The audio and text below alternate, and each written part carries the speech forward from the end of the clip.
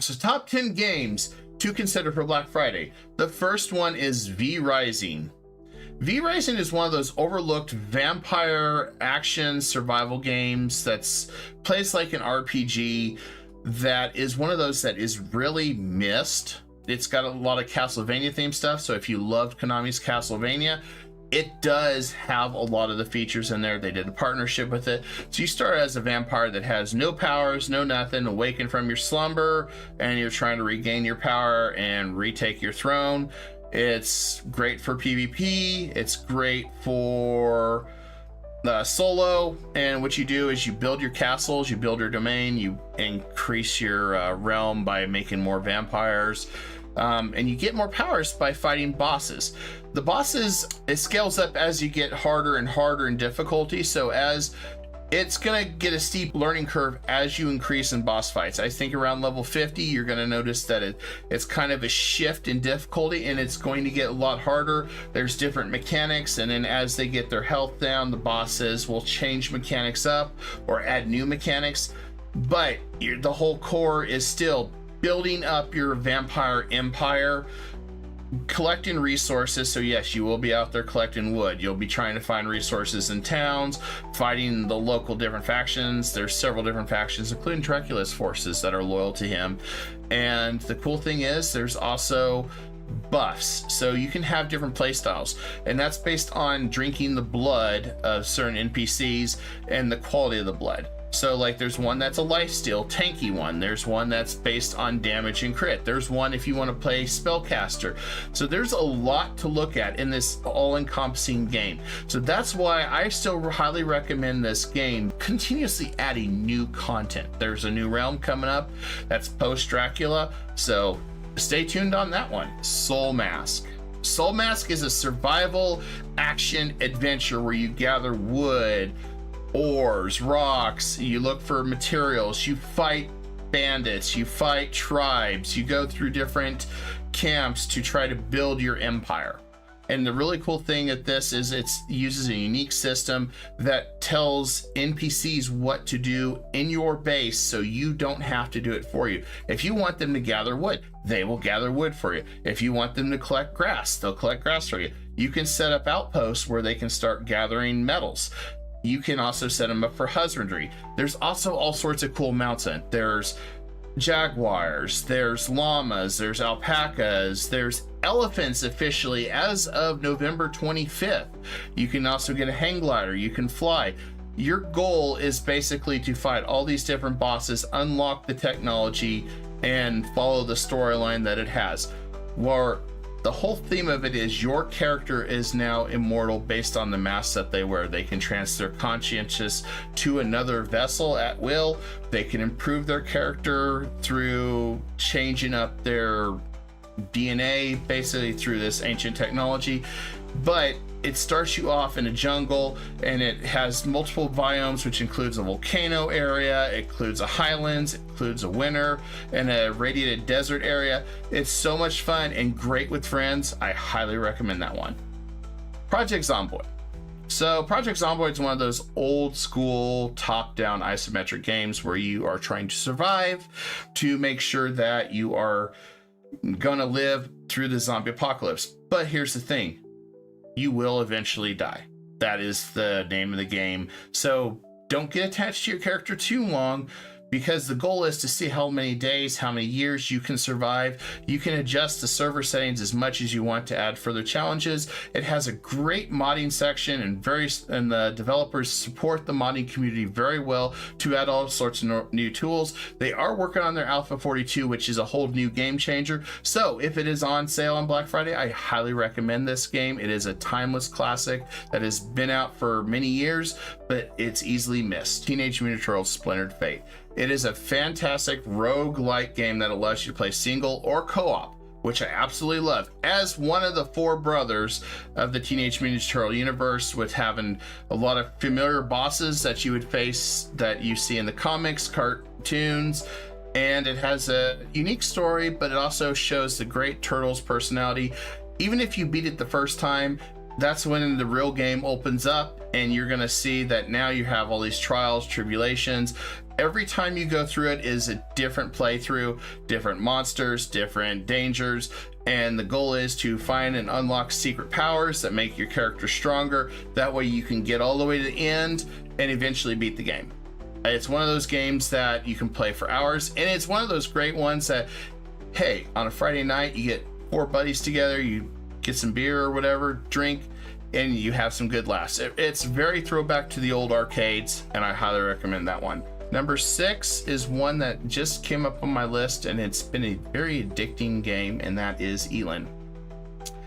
It's a roguelike game when it comes to the dungeons, but it's also an RPG and a town builder. You can structure your towns the way you want, get people that you want specifically in there, build stores, build a tourist area.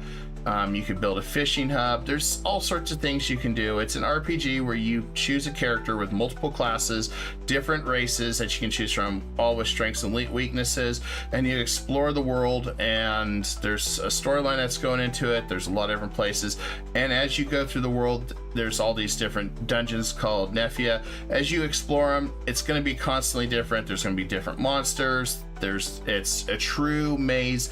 No dungeon is the same. You're going to find loot. There's a lot of different play styles you can do. There's all sorts of quests. It is very in-depth, and there's a whole skill tree where you can continue to develop your character. So there's really no wrong way to play. It is reminiscent, a throwback to the old like Super Nintendo days, but it is still something that if you want something a little bit better than like Stardew Valley, I highly recommend this one. All right, so number 5, we have Enshrouded. This is an action-adventure RPG. It's also a survival where you build your own base, you go out and rescue NPCs to help further empower your base, and you are the last Flameborn. You're here to extinguish the mists, and you go through dungeons and different areas, having intense boss fights, exploring, but be careful. If you die, you'll have to start. If you die, I'm trying to think how to word this. If you die, you will have to figure out how to do it. Some places may be too strong for you, so you have to back out. It's all about trial and error, but there's different weapons that are stronger against enemies, and there's flying, there's magic. You can pretty much be anything you want in that, as long as you find the weapons, the magic, the skills to do it. It's one of those games that is very relaxing, but it can also be very intense. There is currently no like invasions or anything for your base, so you can sit there and craft all day long if you want. But it's one of those that, yes, it's a lot of fun and continue to be actively updated with new dungeons, new worlds, new story. So definitely check that out. Number 4 is Crusader Kings 3. So I'm a grand strategy player. I love doing strategy and like seeing what can happen, but Crusader Kings 3 takes it to a whole new level, and the whole new level is you can be a ruler, you can be a nobody, you could be somebody working for a great leader, you could be a guy ready to overthrow the empire and take it for yourself, or destroy the empire. You can pretty much do anything you want. You can be a family man, you can marriage, you can plot against other lords, you can pretty much do anything damn near that you imagine, and the mod community is really great with that. And Paradox did release a great DLC that came out where you could play a nobody and work your way up to become a great Khan, a great conqueror, pretty much anything, or you just have a mercenary company that you pass off to your children as you continue to go through life, and you can see what generations bring as you continue to lead your company. Or you could be a missionary that tries to convert religions. I mean, there's so much you can do in Crusader Kings 3. That's why it's still on my list. Minecraft for adults, and that is 7 Days to Die. 7 Days to Die is a zombie survival game where you build base, you explore, loot, and every 7 days zombies will come attack your base and try to destroy everything that you have. It's your job to kind of figure out how to outsmart the zombies, how to defend yourself, and every blood moon, aka every 7 days, the monsters get harder, and you gotta be quicker to improvise and figure out how you want to do it. Been in development for 10 years, recently just came out of early access. They say they're still going to continue to add stuff to the game, but it's one of those timeless classics that I really do enjoy. All right, number 2 on the Black Friday list, Sengoku Dynasty. This game has not made it much on the radar, but it takes you back to the age of feudal Japan during the Sengoku period, where all the daimyos were warring and vying for power. And what you do is you build towns, you find resources, you assign villagers to do things, and you kind of build the town any way you want and see it come to life with new recruits, new followers. You do fight bandits and other warlords to take over pieces of land, unlock new technology.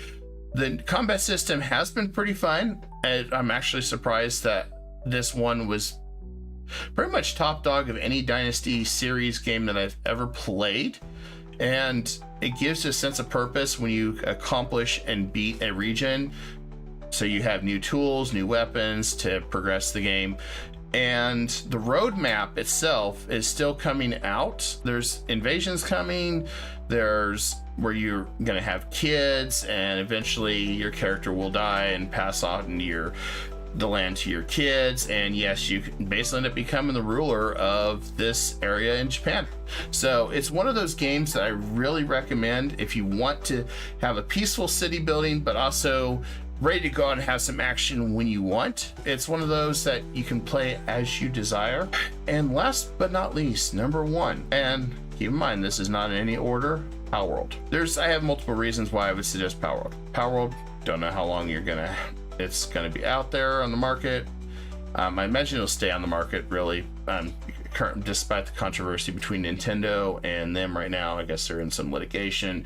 But the beautiful part about Palworld is it takes monster capturing to a whole new level, where you go out and explore the world and capture pals to find the right pals that you like with the right buffs, and you capture a whole bunch and you can start fusing them together, improve their genes, improve their powers.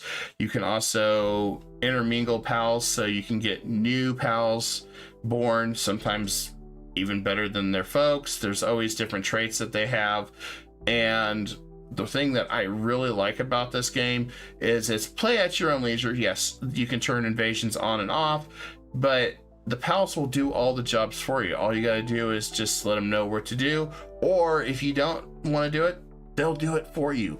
As long as you have the resources or the machines nearby, they will do it. So it's a fantastic game. It almost feels like a game where you can just chill, say, hey, I want to go capture a bunch of these duck monsters and have a duck army or whatever.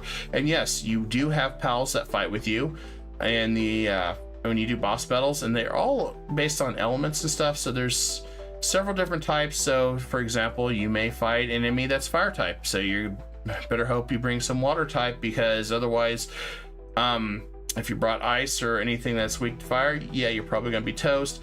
But this one was and still is a very fun game, and even fun to play with friends or solo. And that is my top 10 recommendation list for Black Friday for games out there.